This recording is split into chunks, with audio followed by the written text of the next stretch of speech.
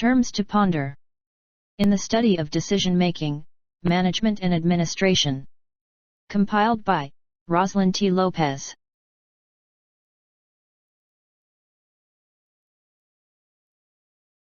The act of choosing between two or more courses of action.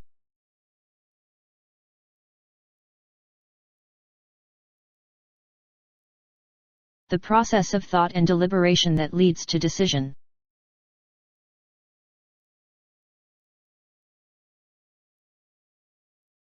Using your gut feeling about possible courses of action, a combination of past experience and your personal values.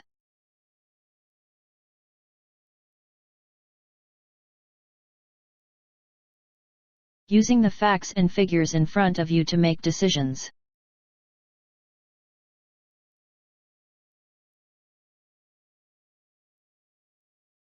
It is the selection of one course of action from two or more alternative courses of action.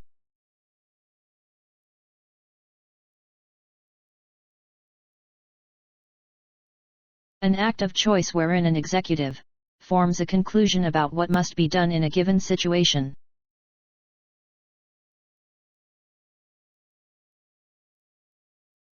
These decisions are made with regard to routine and recurring problems, which require structured solutions.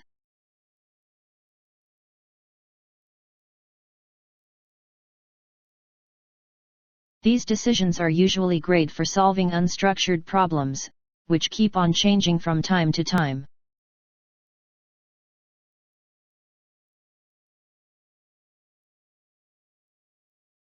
These decisions relate to policy matters, and need the development and analysis of alternatives. It exercise great influence on the functioning and direction of the organization, and have long-term implications.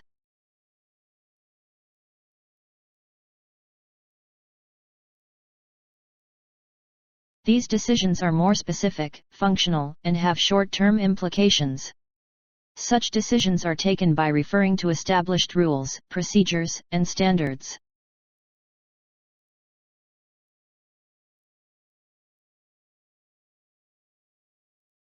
A decision taken by one person.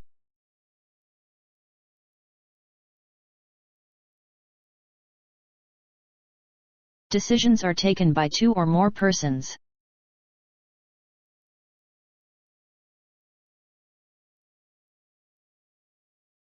The process of making choices by identifying a decision, gathering information, and assessing alternative resolutions.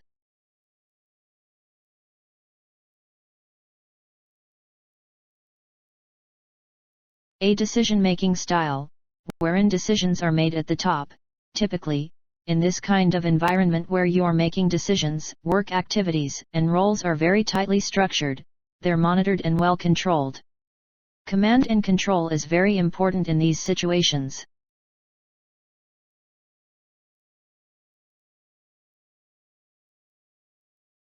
A decision-making style, where you're going to make a decision with input from the people who are going to be impacted in that final call.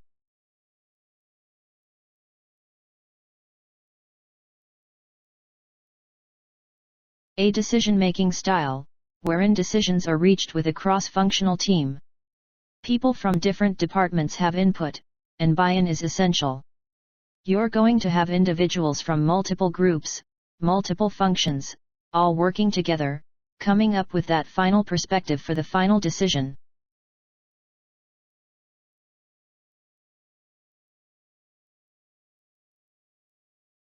A decision-making style, wherein decision is reached by a majority vote, people are going to come together, form an opinion, but ultimately set a deadline, vote, and move on.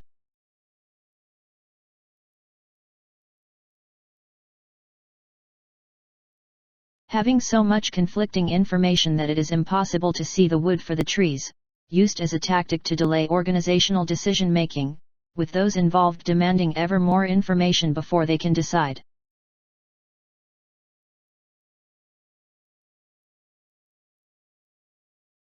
An analytical process used to identify the possible solutions to the situation at hand.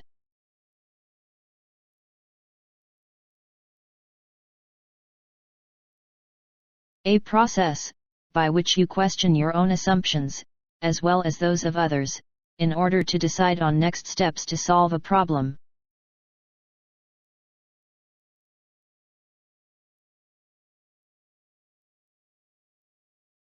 The ability to understand and manage your emotions and those of others.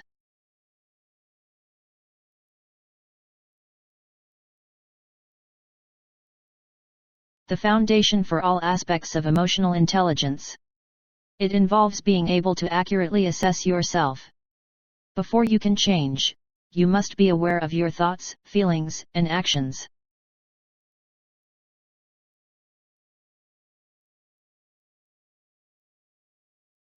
The ability to understand and control your emotions, adapt to change, and adopt an optimistic outlook.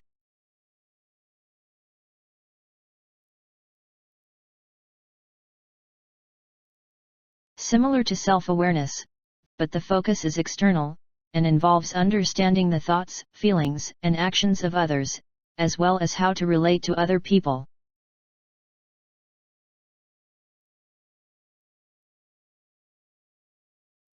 Includes qualities, such as being influential and inspirational, and developing others.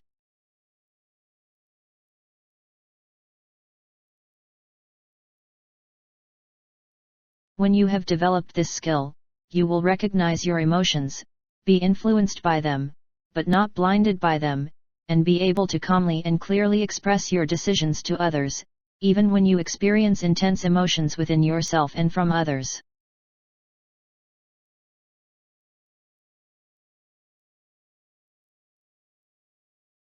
Represents the top layer of the management hierarchy of the organization. These top-level authorities are either owners or business partners, who invest their capital in starting the business. They get their returns in the form of profits or as a dividend.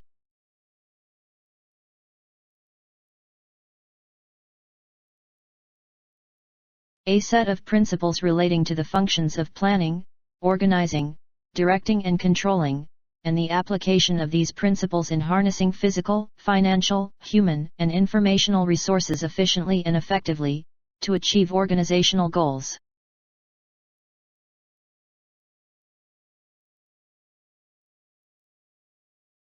A set of activities directed at the efficient and effective utilization of resources, in the pursuit of one or more goals.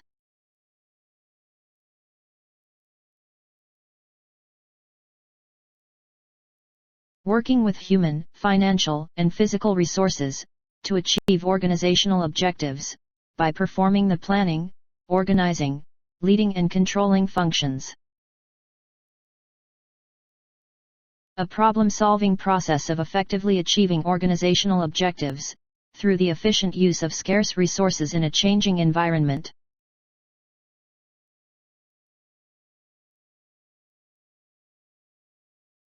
An art of knowing what to do, when to do, and see that it is done in the best and cheapest way.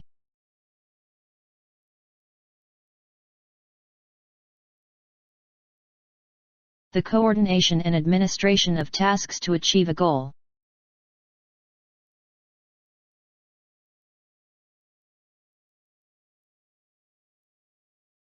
The science and art of getting people together to accomplish desired goals and objectives, by coordinating and integrating all available resources efficiently and effectively.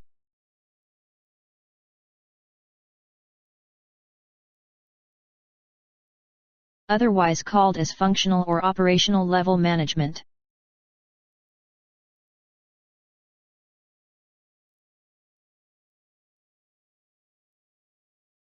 This level of management, the lowest in the 3 layers, is responsible for overseeing the everyday work of individual employees or staff members, and providing them with direction on their work.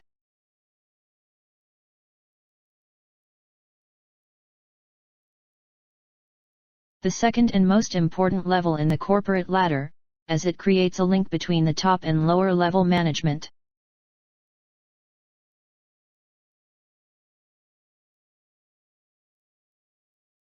This is the highest level in the organizational hierarchy, which includes board of directors and chief executives.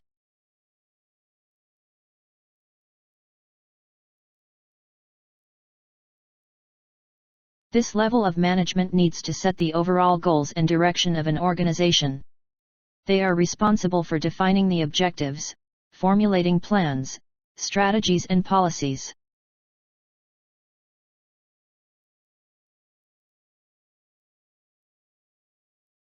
This level of management develops strategic plans and company-wide policy, and makes decisions about the direction of the organization at the highest level. This level of management usually play an essential role in mobilizing outside resources, and are held accountable to the company's shareholders, as well as the general public, for the performance of the company or organization.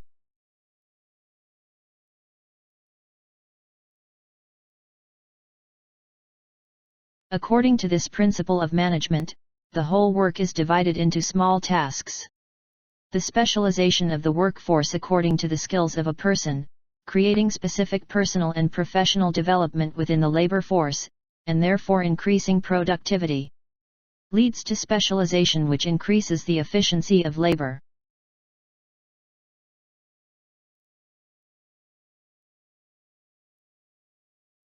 The right of a superior to give enhance order to his subordinates.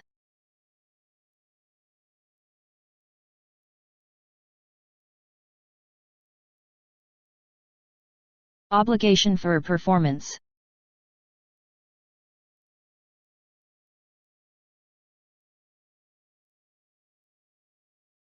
It is obedience, proper conduct in relation to others, respect of authority, etc.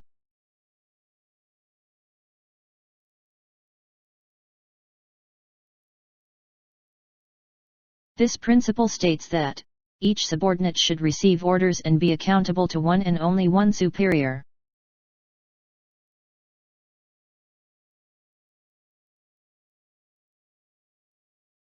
All related activities should be put under one group, there should be one plan of action for them, and they should be under the control of one manager.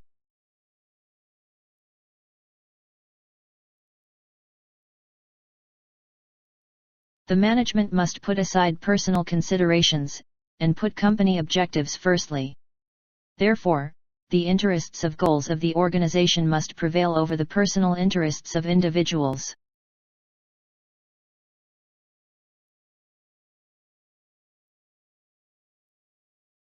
Workers must be paid sufficiently, as this is a chief motivation of employees, and therefore greatly influences productivity.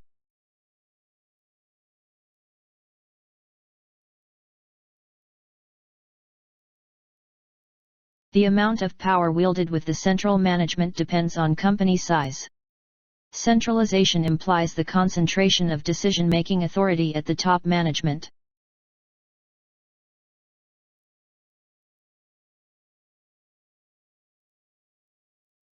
This refers to the chain of superiors, ranging from top management to the lowest rank. The principle suggests that there should be a clear line of authority from top to bottom, linking all managers at all levels.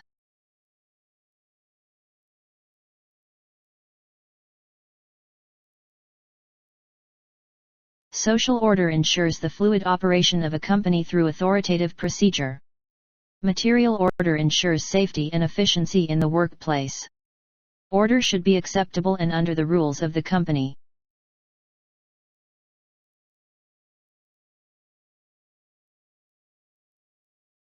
Employees must be treated kindly, and justice must be enacted to ensure a just workplace. Managers should be fair and impartial when dealing with employees, giving equal attention towards all employees.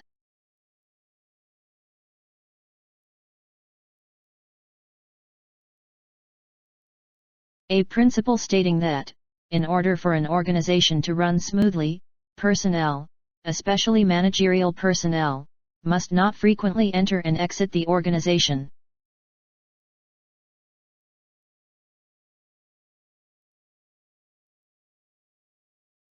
Using the initiative of employees can add strength and new ideas to an organization. Initiative on the part of employees is a source of strength for organization because it provides new and better ideas. Employees are likely to take greater interest in the functioning of the organization.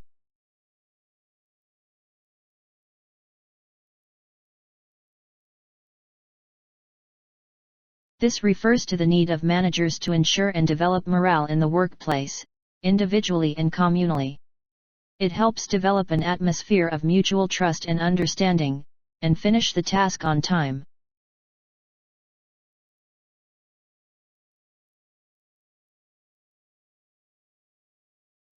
It is the first and foremost function of management, that is, to decide beforehand what is to be done in future. It encompasses formulating policies, establishing targets, scheduling actions, and so forth.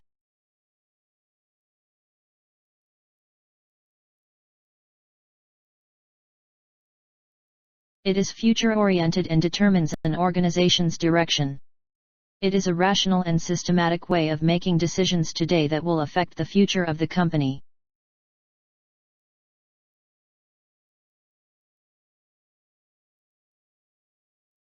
It is a kind of organized foresight as well as corrective hindsight. It involves predicting of the future as well as attempting to control the events.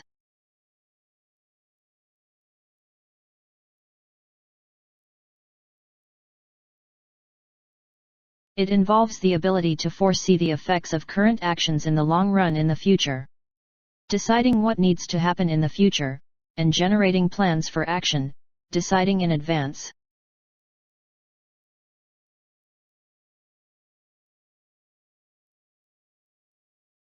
Once the plans are formulated, the next step is to organize the activities and resources, as in identifying the tasks, classifying them, assigning duties to subordinates and allocating the resources.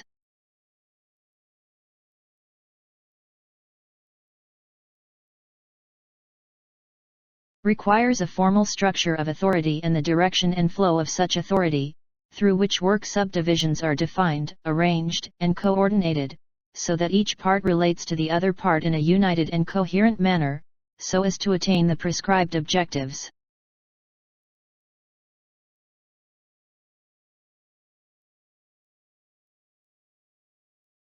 It involves hiring personnel for carrying out various activities of the organization.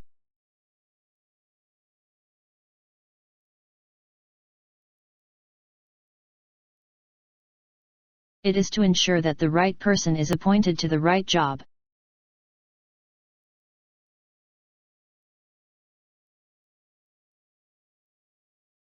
The function of hiring and retaining a suitable workforce for the enterprise, both at managerial as well as non-managerial levels.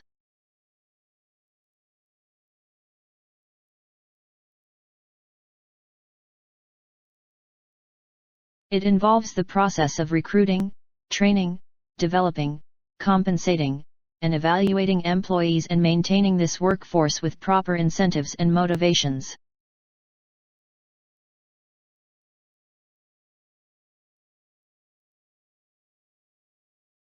It is the task of the manager to guide, supervise, lead, and motivate the subordinates, to ensure that they work in the right direction, so far as the objectives of the organization are concerned.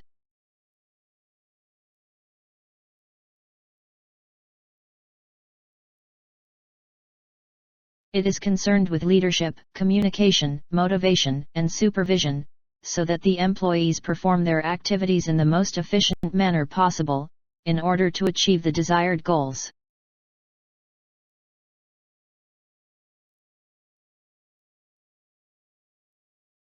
Determining what must be done in a situation and getting people to do it.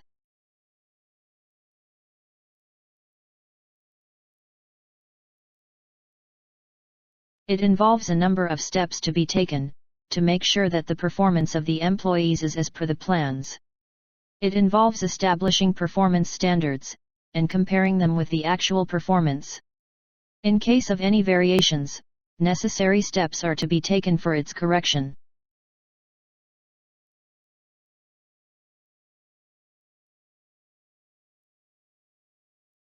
Consists of those activities that are undertaken to ensure that the events do not deviate from the prearranged plans.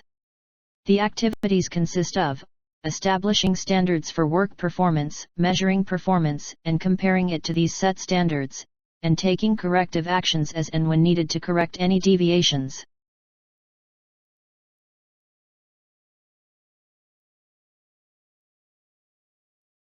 The integration of the activities, processes and operations of the organization, and synchronization of efforts, to ensure that every element of the organization contributes to its success.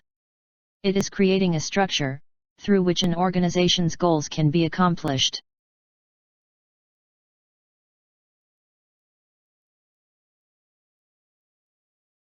The ability to communicate a vision, and inspire people to embrace that vision.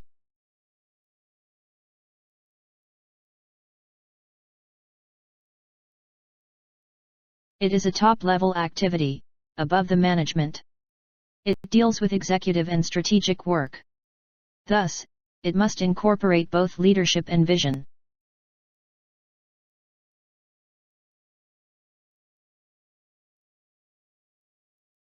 It means directing, superintending the execution, using or conducting of various things.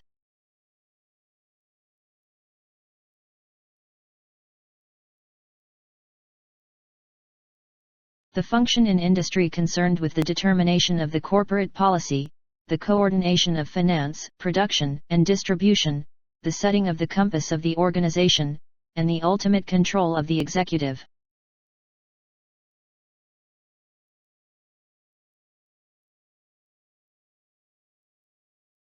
Overall determination of policies, setting of major objectives, the identification of general purposes, and laying down of broad programs and projects.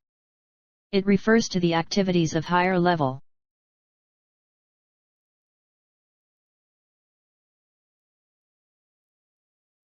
Nine characteristics of a good decision.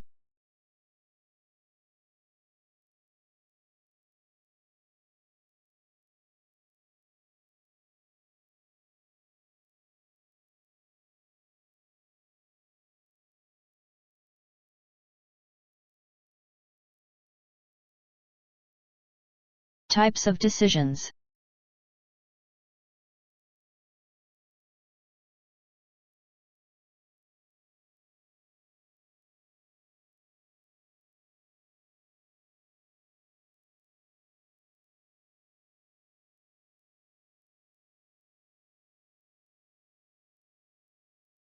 Decision-making levels of an organization.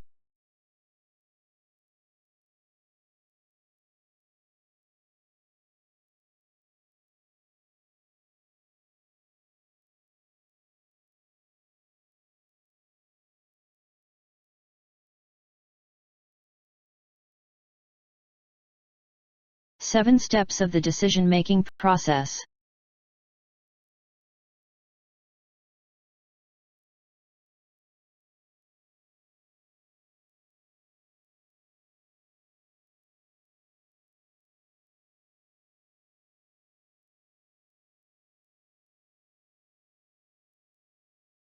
Four decision-making styles.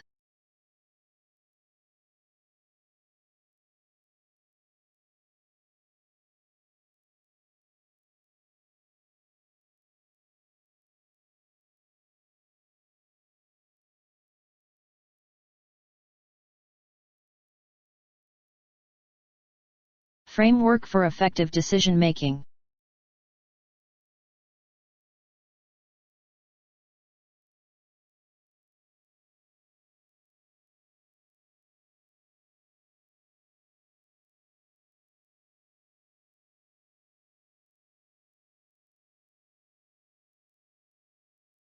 What can prevent effective decision-making?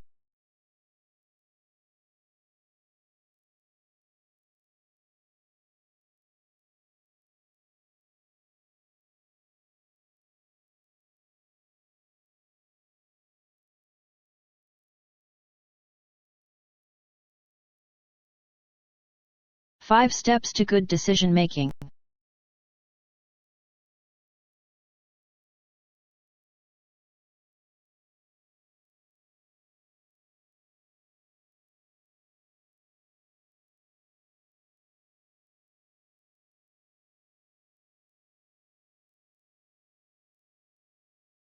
Three crucial qualities that great leaders must develop to become great decision-makers.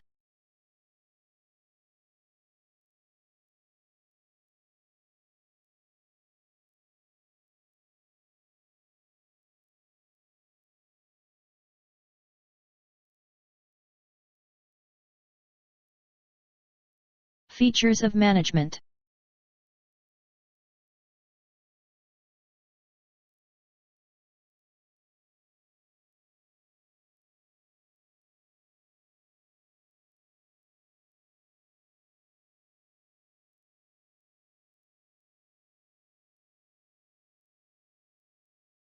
Objectives of management.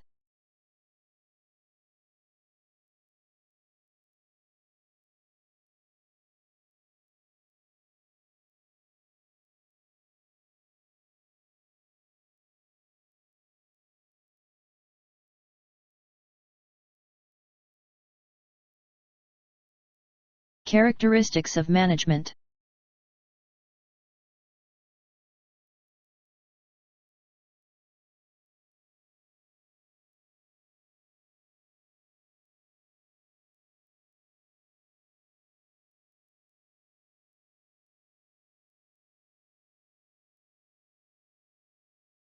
Three levels of management.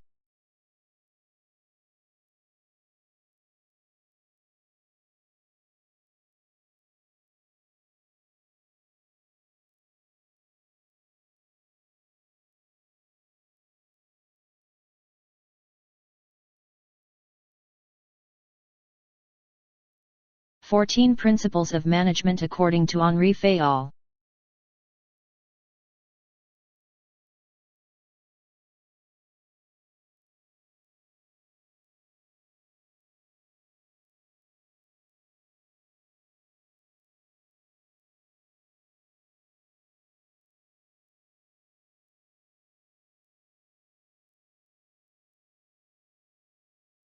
Functions of management.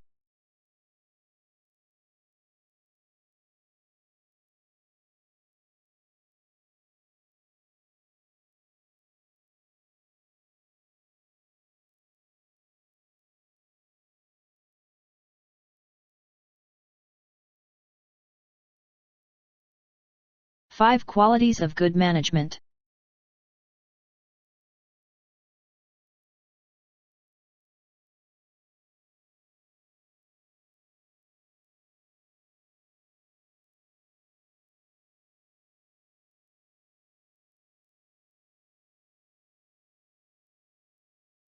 Disclaimer: the information presented here is merely a collection for respective teaching assignments. Various sources as listed at the end of the presentation, as well as freely available material from Internet, were consolidated to prepare this learning materials. The ownership of the information lies with the respective authors or institutions.